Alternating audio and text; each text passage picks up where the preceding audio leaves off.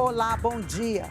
O Brasil volta à CELAC. Lula participa na Argentina da reunião do grupo que reúne 33 países.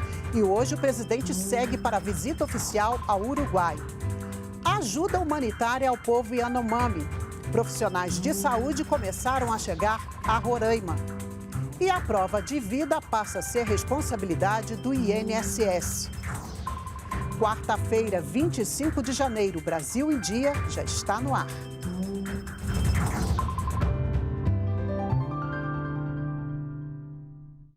Oito horas da manhã, estamos ao vivo também pelas redes sociais.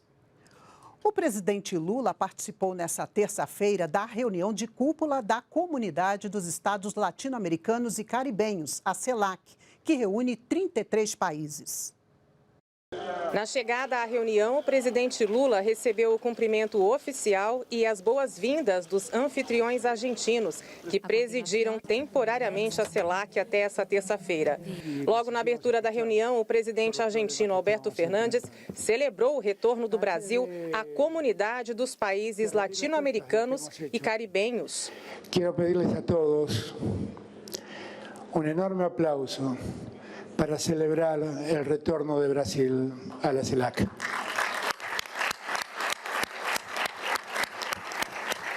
Durante seu discurso na cúpula, o presidente Lula destacou que a presença brasileira aqui na Argentina representa a volta do Brasil ao cenário internacional depois de anos de ausência. O Brasil retornou à CELAC no início do mês, depois de ter se retirado em 2020. O Brasil está de volta à região e pronto para trabalhar ao lado com todos vocês, com um sentido muito forte de solidariedade e proximidade. O presidente destacou os desafios que uma união como a da CELAC ajuda a superar.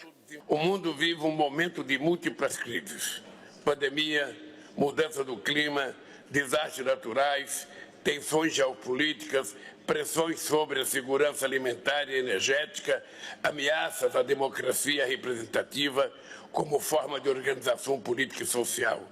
Tudo isso em um quadro inaceitável de aumento das desigualdades, da pobreza e da fome. A 7ª reunião da cúpula da CELAC terminou com a adoção da Declaração de Buenos Aires e outras declarações temáticas que trazem recomendações como desenvolvimento sustentável dos oceanos, empoderamento da mulher e igualdade de gênero, segurança alimentar e cooperação na luta contra o terrorismo.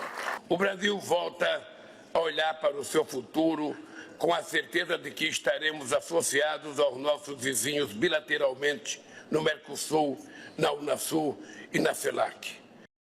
Na Argentina, o presidente Lula também teve encontros bilaterais, entre eles com o presidente de Cuba, Miguel Díaz-Canel, com o diretor-geral da Organização das Nações Unidas para a Alimentação e Agricultura, a FAO, o chinês Tzu Dong-yu, com o presidente do Conselho Europeu, Charles Michel, e com a primeira-ministra de Barbados, Mia Mottley. E da Argentina, o presidente Lula segue hoje para Montevidéu, onde vai fazer uma visita oficial. Ele será recebido pelo presidente do Uruguai, Luiz Lacalle Pou.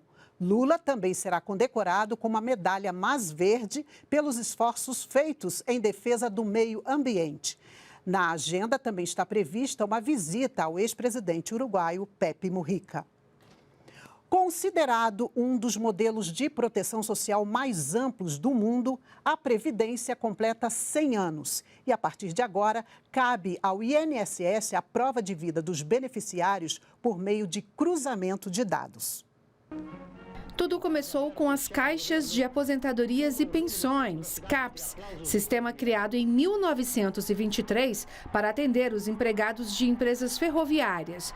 Os CAPs foram adotados por outros setores e nos anos 1930, o presidente Getúlio Vargas reestruturou o modelo, criando os Institutos de Aposentadorias e Pensões, IAPs.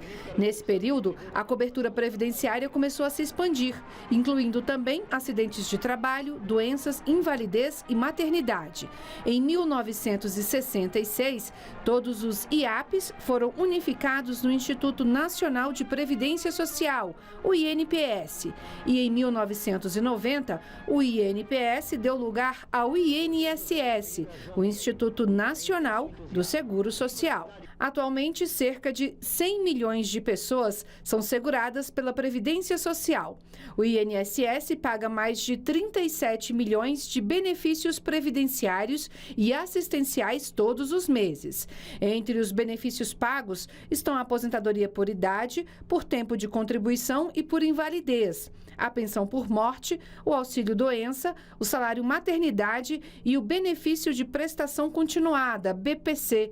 Ao todo, em 2021, a Previdência Social pagou quase 913 bilhões de reais em benefícios de seguridade social e emergenciais. Uma das condições para se receber o benefício da Previdência Social é a prova de vida, em que o beneficiário precisa provar ao Estado, geralmente indo até uma agência bancária, que está vivo. Mas isso mudou. Desde 1º de janeiro, quem tem de provar se o beneficiário está vivo é o próprio INSS. Ou seja, o cidadão não precisa mais se deslocar para fazer a prova de vida e, assim, continuar recebendo o benefício. Durante a cerimônia de comemoração dos 100 anos da Previdência Social, foi assinada a portaria que regulamenta o novo método. Muitos não têm condições físicas e nem de gente da sua família que o leve até um posto ou um banco para poder provar a sua vida. Então, com esse ato de hoje, singelo, simples, a gente começa a mudar a relação do INSS, da Previdência Social, com o seu patrão, que é o povo que tem o seu direito. E a ajuda começou a chegar ao território Yanomami. Profissionais da saúde já desembarcaram em Roraima e hospitais de campanha são montados na região. Foi assim que o Ministério da Saúde descreveu a situação do povo Yanomami no norte do país. Quando eu falo de operação de guerra, não é figura de linguagem, é todo momento pousando e decolando aeronaves, trazendo e levando pacientes graves. Nós descemos dentro do garimpo. Então o garimpo invadiu as aldeias e essas comunidades estão à mercê do crime organizado. O território Yanomami abriga cerca de 30 mil pessoas e a população sofre com a desnutrição e doenças como pneumonia, malária e diarreia. O governo federal declarou emergência em saúde pública de importância nacional para facilitar a adoção de medidas. Profissionais da Força Nacional do SUS estão sendo enviados para a região e foram abertas inscrições para voluntários. Para facilitar os atendimentos, hospitais de campanha serão montados nas aldeias. Nós temos uma estrutura já sendo erguida em Boa Vista para a gente tentar minimizar ali. Nós temos mais de 700 pacientes na casa de apoio indígena e nós queremos desafogar aquele espaço porque são condições insalubres. O Ministério da Saúde vai distribuir 150 mil testes rápidos no SUS para a detecção da hanseníase. O Brasil ainda é o segundo país com mais casos da doença no mundo. A hanseníase é uma doença infecciosa, contagiosa, de evolução crônica, causada por uma bactéria. Atinge a pele, mucosas e nervos periféricos, podendo trazer danos irreversíveis caso o diagnóstico seja tardio e o tratamento inadequado. Foi o que ocorreu com o seu Célio. Ele ficou 3 anos e meio sem cuidados médicos por ter sido diagnosticado erroneamente. O primeiro sintoma foi perda de sensibilidade e atrofiamento, dedo das mãos, dedo dos pés, queda da sobrancelha e dores muito fortes nas articulações, não tinha nenhuma mancha. Quando finalmente teve um diagnóstico correto, virou vítima de preconceito. Modo de olhar, forma de falar, não encostar, ficar distante, entendeu? Se a gente fosse dar algum papel, eu colocava luva. A partir da década de 20 do século passado, foram construídos asilos colônias. A ideia era isolar os portadores do bacilo de Hansen. A era dos leprosários durou até 1986, quando foram extintos no governo José Sarney. Eram assim obrigadas a ficar longe do convívio social, distante das suas famílias. E assim a gente teve a construção de um estigma, de um preconceito muito grande que ainda hoje está presente na nossa cultura.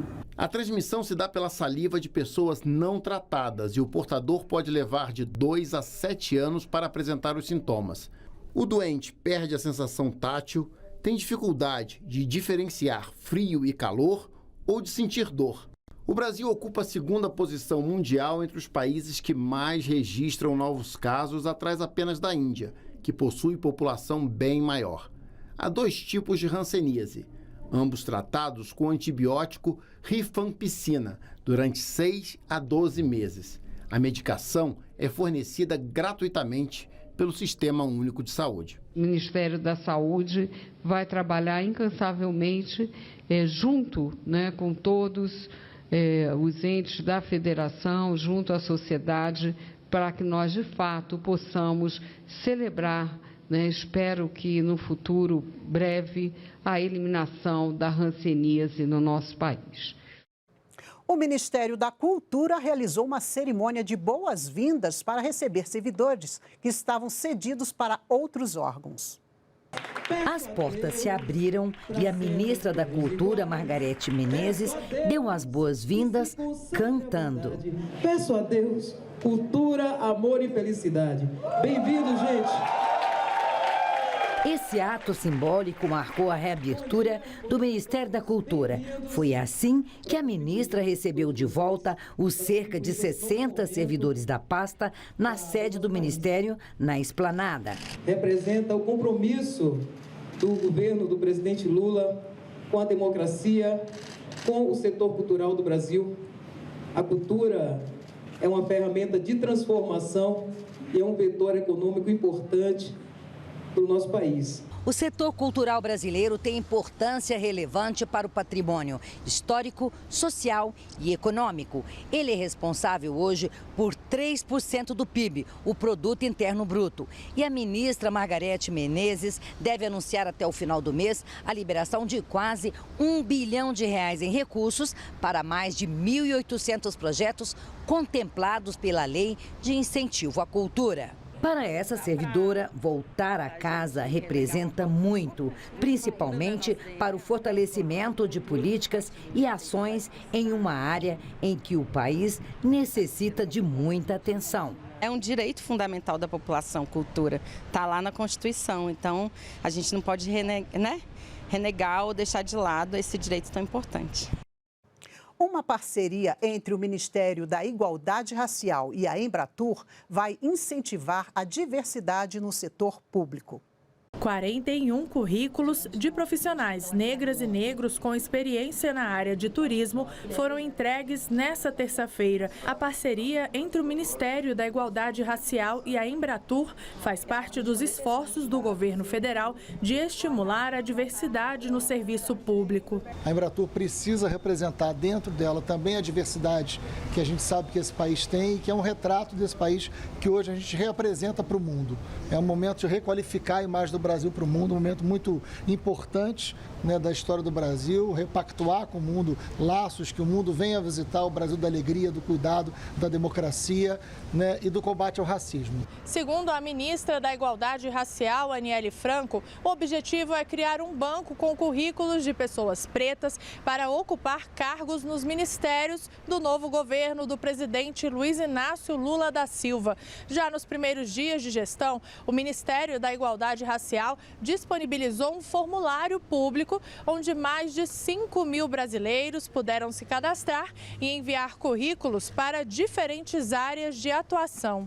A gente está tentando incidir com todos os ministérios, já tive algumas reuniões e temos outras marcadas também. A gente tem uma com o ministro Camilo da Educação, ainda nessa semana, tivemos uma semana passada com a ministra Nízia, e a gente vai sentar agora com a ministra Esther e também com o ministro Rui para falar, inclusive, do decreto, que é um dos nossos próximos passos que estão dentro da nossa prioridade. E a gente fica por aqui. Uma ótima quarta-feira para você. Até amanhã. Tchau.